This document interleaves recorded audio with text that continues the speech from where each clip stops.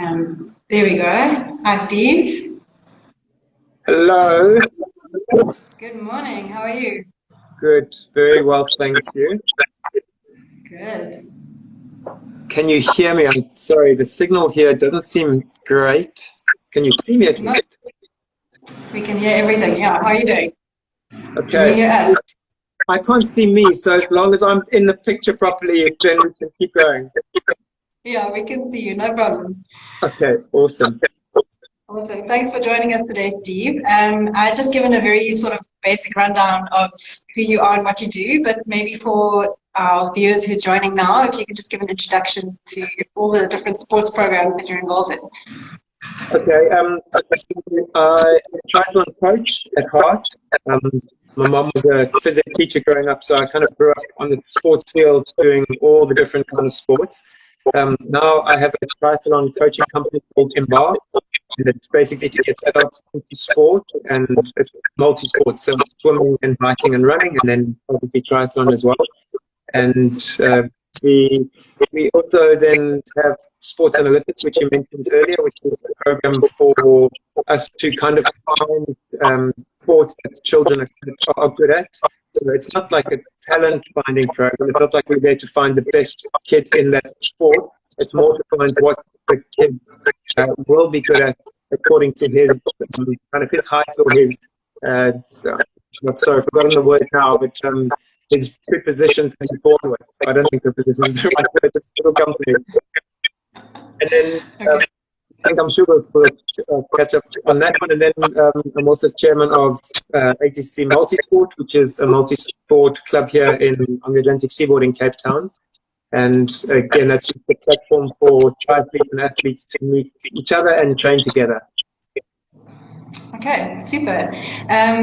So we're chatting to you today, Steve, because it is National Nutrition and Obesity Week. And a healthy diet is obviously important when it comes to a healthy lifestyle, but exercise is just as important. And a study a few years back showed that there's a large proportion of our population which is overweight and obese, and unfortunately that includes quite a lot of kids. So it's definitely something that needs to be addressed. And we're not here today to try and convert everyone to become triathletes. We just want to chat a little bit about the benefits of movement and regular movement, regardless of what kind of exercise it is. So maybe just as a start, if you can give our viewers just a rundown of the basic benefits of exercise. I think it runs across kids right through to adults, and it's just mainly the health benefits of like stress relief and lowering blood pressure and healthy hearts and all those sort of things. But I think it stems a lot more beyond that, and it's just about being like mentally healthy. If you're doing sport every day, you're meeting like-minded people all the time as well, and you start to create groups and you become part of a community, and all those things kind of have such a positive effect on your life because you, for example, if you'd normally go out and have a drink after work, you're not going out for that drink anymore, you're going out for that run.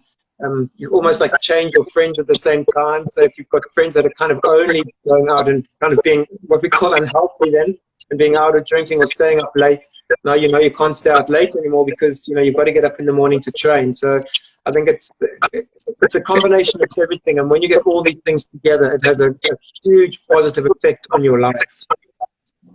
Yeah, absolutely.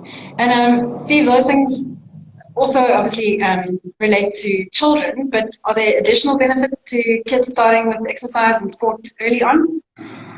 Well, most definitely. If you can start these habits as a youngster, you're more than likely going to continue with them throughout your life. So, yeah, I know there's a massive problem now with the kids who are just going home and playing video games or just sitting on the couch and watching TV because it is easy to do. But if they've watched their parents growing up being sporty, or when they get home from school, it's actually doing a sport. Once they start to leave school or start university or something, that's part of their life. So it's not about potentially getting into drugs or getting into bad habits at an early age. The sport, I think, has a very positive effect on being healthy and having a healthy routine as well. Absolutely. And I think just, if I just look at my 2-year-old, that's really young, but she is super active. She doesn't understand standing still. So I think there's that innate joy and need for movement when you're really small, and it's something we kind of lose as we get older. Steve, so exercising is, we all exercise for different reasons. So I did just to kind of feel healthy. Some people love having a goal that they're working towards. Other people, like you said, do it for heart health. But those aren't really things that you can motivate children with. So how do you get them excited about sport and exercise and just movement in general? I think the parents play a huge role in this. I mean, obviously parents play a huge role in their kids' lives completely, but I think if the parents are active and they are coming home from work and going for a run, or taking the kid along on their bike while they run, and it's kind of creates that routine right from the beginning that this is what life is about. Life's not about coming home and sitting on a couch, because if your kid gets home from school and the parents are sitting on the couch watching TV or sitting on their phone or sitting behind the laptop, then that routine is built into what the kids see all of the time. So if they are being out and being active all the time, when, as you say, how active your kid is, when suddenly she has to be told to sit still and sit on the iPad, she doesn't want to do it. And I mean, sometimes it's good for the kids to do that because the parents need a bit of a break from the craziness with the young kids as well. But I think it is the routine that is massive. And I think the motivator would become when children start to actually enjoy the sport, and it becomes a team sport that they play. They're going to find friends in that team sport as well, and there becomes like a competitive rivalry between them as well. And they all want to be good. They always want to be the best and the fastest and be first and stuff. And I think the sport kind of will motivate them to do that. Yeah. And I just noticed that. So my wife just the exercise is fun as well. It is. It's a lot of fun to be out on the field and throwing a ball around, or to be on your bikes, or to run down to the sleigh or down to a little stream or something. It's fun. It's much nicer than sitting behind a television set or sitting behind your phone. Definitely, and I suppose there's also an element of sport creating a bit of confidence. So if you're good at the sport, or just hiking a mountain, you're going to feel good about yourself. And if you can start that with kids really young, exercise doesn't become this massive obligation or this thing that they have to do when they're older just to try and lose weight. It's part of their lifestyle that makes them feel good. Anyway. The development of the kids at an early age, it makes a big difference. I think those kids that aren't involved in sport, it becomes a much bigger thing if they, like, for example, if they've only got football at school and they haven't made the football team and they associate football as sport, as the only sport, then they'll think, I'm not good at football, and therefore they might not ever try any other sport, because in their mind they're thinking that football is the only sport. Whereas if there's another sport that they could see that they were slightly better at, that they could get involved in, they could grow their confidence in that sport, which is still sport, and their development is then on an uprising path. Yeah, absolutely. Steve, it's something you touched on earlier, just about if you as a parent are quite active, it's easier to get your kids involved in exercise. Lockdown, I know for a lot of people, and for me included, definitely threw a spanner in the works when it came to exercise, just in terms of the type of exercise I enjoy and the timing. How can people get motivated to exercise again and to include their kids in that if they've kind of lost a little bit of motivation, if their fitness has just completely disappeared? Yeah. How do you get back into it? So the routine, I think, is the most important thing, and it's quite easy to fall out of a routine. But I think once you have a routine going, it's really easy to continue what you're doing once you've got a routine. So I think, and everyone talks about this, you've got to set yourself goals. You have to have a goal that you can work to, and have maybe a long-term goal, but have a short-term goal, like little bits that you can pick off along the way. Otherwise, it becomes like a mammoth thing. It just becomes too difficult to do. So, for example, choose to run a half marathon in 6 months' time, but set yourself shorter goals, like potentially doing a 5K over the next, say, 8 weeks, and then set yourself to running a 10K in the next 16 weeks, or make them smaller but very achievable goals, and just keep working towards them. Because once you can start to knock them off, then you kind of feel that you are progressing with it. Choose something that's also very available to you in your area. So don't say you're going to become this amazing open water speed swimmer if you live like in Gauteng. So that's not going to happen. Like, we're lucky enough that I live on the Atlantic seaboard, so we have the sea right here. So for me to go and have a swim in the morning is very easy, or potentially to go and have a hike on the mountain, or just to go run on the promenade. It's very easy for me. And if you're just getting into sport, choose something that's not too expensive. Like running is a very cheap sport because you just need a pair of running shoes and you can run in a pair of t-shirts. I mean, a t-shirt and a pair of shorts, no problem. If you want to get into cycling, it's a little bit more expensive because you have to have a bike and you have to have a helmet and you're riding. And once you've got a light, so it does become a little bit more expensive. So just kind of choose a sport that excites you and maybe just ease into it at the beginning, and then as you start to get better at the sport and invest in yourself, when you can buy a very cheap bike for a couple of $1,000 and you can buy a bike I saw for $250,000. So you don't need to be put up by a very expensive bike, but you can certainly invest in yourself and get better equipment as you go better. So motivate yourself with good kit and looking good in the kit as well. Yeah, that's important. Stephen, then just to touch again on the link between exercise and nutrition and weight. So exercise obviously helps to burn calories, it helps to build muscle. So it's going to help when it comes to maintaining weight that's right for your body, or losing weight so that you get to the weight that's right for your body. But exercise in itself is also a really good motivator to keep eating healthy or to start eating healthy. Because if you are exercising regularly, you're exercising well, you're feeling good, you're feeling energetic, you kind of want to enhance your training, I guess, by eating well so that you're getting the appropriate nutrients that you need. But just keeping in mind that what works for one person doesn't always work for every other person. What is your take on nutrition and exercise? I think the more exercise you do, and the more regularly you do it, the more in tune you become with your body. So you know the feeling of being hungry. I think I'll lie in front of the TV and I'll eat dinner. And then because I'm bored, I'll go and I'll get a snack or a chocolate or something out the cupboard. I know I'm not hungry, but I'll go and sit down on the couch and I'll eat it. But when I'm training and I get that hunger because I'm running out of energy, it's like a feeling that you get to learn to know your body. So I think everyone is very different. Some people perform on carbs, some people perform on protein, and I don't think what works for me will work for other people. As you can see, I'm quite skinny. I'm 6'2" and I only weigh 69 kilograms. So and my metabolism is very high because I'm very active. So I thrive on carbs. I like pastas and potatoes, and your high carb meals are very good for me. And I won't put on weight doing that because I am very active and have a high metabolism. But that won't work for someone who's a little bit more thick set, who's maybe not doing as such high intensity as often as me. So we're lucky enough at Embark that we have a dietitian who's got a special interest in sports nutrition who works with us. So she's very hands-on with the athletes. So I would suggest if you're really looking at getting performance out of sport, you must go and see a dietitian.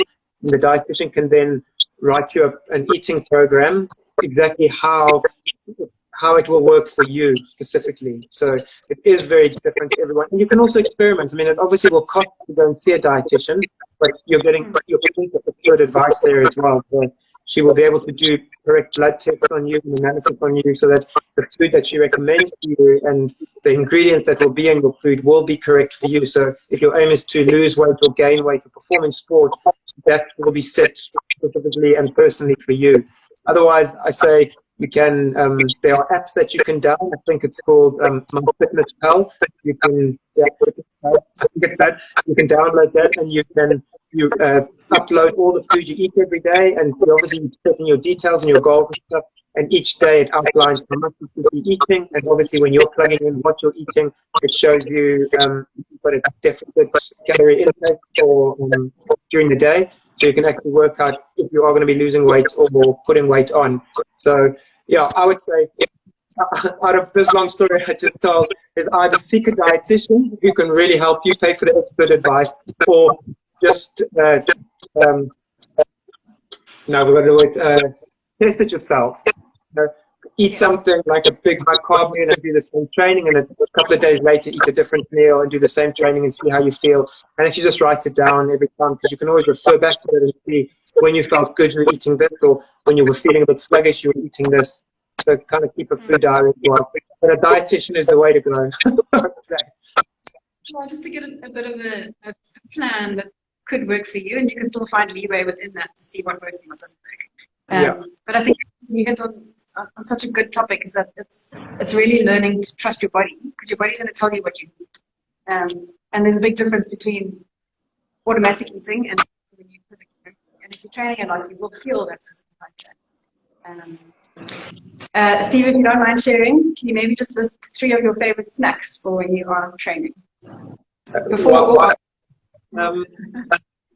So, as I said earlier, I'm lucky I can eat anything because we do train a lot. But if I'm training for Ironman and we're doing like really long stuff, and I'm talking like we're out doing maybe 5 or 6 hour bike rides, one of my favorite snacks is a slightly spicy hot cross bun in Woolworths, and it's cut in half, and it's got Marmite and butter and a slice of cheese in. So that's really nice for me because I like the savory of the cheese and the Marmite, and I like the sweetness of the hot cross bun, and the raisins inside it as well. And also because I say I really like carbs, I really enjoy the hot cross bun because it actually makes me feel full. It's good. And I love an apple. I take an apple riding with me as well. Sometimes you just need that like really crisp, fresh taste in your mouth. And an apple, being nice and sweet is just very refreshing, makes you feel good. And another good snack is an energy drink, like an energy drink that's got carbohydrates in it. If you've got a couple of blocks of ice in it and it's kind of half frozen overnight, it's just really refreshing as well, the drink. And I think a lot of people maybe feel that they're hungry, but a lot of the time you're actually hungry, it's just because they're thirsty. So if you can start to drink a little bit more during the days and stuff, there's actually take dividends in the end. Yeah, my third snack would be a drink. Okay. Stephen, then just to get back to sport analytic, it's so vital that we as adults are good examples to children when it comes to a healthy lifestyle. So that is exercise, it is eating, it is social engagement with people, just in general being a good example.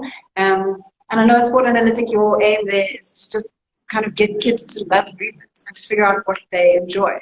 Can you quickly tell us a little bit about that? So the program is, we call it like an activity day. It's a half-day activity where the kids will come in the morning and they would have signed up the day before. They get a little name tag on them and they're divided up into different age groups. The age groups work between 10 and 15, but the program was developed in Europe, and we think that our kids are starting to specialize at about the age of 10 or 11. So we're going to be running this program more from the ages of 5 until about 11. And then it's a series of 9 different, we don't call them tests, because testing has a bit of a negative connotation and, make the kids feel a little bit anxious. It's more activities that they do, and throughout these activities that we do, we are actually recording the results of them. So, and they're fun activities. They're doing leapfrogs, and they're doing these power throws with basketballs, and they're doing sprints between beacons. And although it's fun and competitive for them, it's in a very low pressured environment. And as I say, we're recording the results. Once we've done all these activities with them, we feed these results into the software, and the algorithms then build this report, which can then show what the kids are potentially, it compares them to other kids around the world. So we've tested over 1 million kids around the world. So it compares the peers to peers. So your 9-year-old child will be rated, say, the top 10% of speed, or your child will potentially be the bottom 5% of flexibility. So it's a really nice tool for either coaches or teachers or parents to be able to look at and say, what is my kid really good at? You can think about it. Some children, if they've grown quickly and they're a lot taller than other people, they'll be better at certain sports than others. Like a smaller, more stout guy will potentially be better at rugby, and a longer, taller guy will potentially be better at basketball. So if they're offering these sports, or you've got access to these sports, then it kind of gives that child a boost. So if the visit teachers or your coach or your parents can have this information, they can actually lead the kids in the right way. A lot of kids also, parents live vicariously through their kids, and they say, well, I never got the opportunity to swim, so my kid must be a swimmer. Like, he must go and get gold medals at the Olympics. And when you can actually test these kids and show the parents the results, you'll say, these are the top attributes that you need to be a good swimmer. But unfortunately, your child doesn't have any 3 of them. These are what your child is really good at, because this is what the test has revealed. So it's just a really nice kind of tangible thing for the parents to look at and say, this is currently my first development where my kid is. Yeah. Okay. So it's kind of finding an affinity for a sport that would work well for them and that they could enjoy it because they have the innate ability to potentially do that well. Definitely. So we test for 24 of the top South African sports. So it obviously starts off with the most popular sports being rugby and netball and hockey, and then it obviously then just moves down into like athletics, and then into water polo and swimming, and then we've got triathlon and cycling in there, right down to kayaking and wrestling, badminton, tennis. So test for all of the sports. But obviously you've got to have those sports in your area as well. So it doesn't, if you come up with being like a badminton pro and you can't find a badminton hall like anywhere where you live, it's not really going to help. So when we do the test, we actually name the top 5 tests for the top 5 sports for the children. So we'll say your top sport will be tennis, your second sport will be running, then hockey, then water polo, then aerobics. So that's good. Okay. Stephen, then if people want to just get in touch with you about Sport Analytic or Embark or ATC Multisport, what's the best way to do that? So we have a website for all. So Embark is on embark.co.za. Sport Analytic is Sport Analytic but with a K.co.za. And ATC Multisport is atcmultisport.club. Otherwise, you can email me. I'm steve@embark.co.za or steve@sportanalytics.co.za. Otherwise, if they just Google either Embark or Sport Analytics, they'll find us there. And we have a contact page on the website, which they can find out more. We are looking at having an open day in the holidays in December. We're here in Cape Town, where parents will be able to bring their kids down, and it's in the morning, so it's about 3 hours. And they can actually leave their children with us. It's like glorified babysitting for them. They can go off to the gym, or they can go off and do a run, or get a coffee, whatever they'd like to do. And we'll look after the kids for those 3 hours. We'll do the testing. It's a fun morning for them. It's we'll teach them a lot about the sports that they are going to be prepared to do when they're getting a little bit older, or even currently doing at that time. And then they will leave with the report, because parents can actually have a look and see what the kids will be potentially good at. Super. Just for our viewers, we will also put all the handles for these various pages and programs on this post, so you can get in touch on Instagram or Facebook if you'd like to as well. Also go and give Untangled a follow. We've got some great recipes and healthy tips and some super products that can help you with your exercise and healthy eating that we can deliver straight to your door. And then Steve, just thank you so much. It was really insightful. Also really nice that there are programs specifically for kids that you can just get them excited about movement and exercise and sport, and just encouraging that love of sport for the rest of their lives. So yeah, everyone go and check out that page. Try and be at the open day if you can. And Steve, will chat again sometime soon, hopefully. Good, yeah. Thank you very much for the time as well. Have a wonderful day. Good, yeah. Thank you. You too. Bye-bye. Cheers, bye.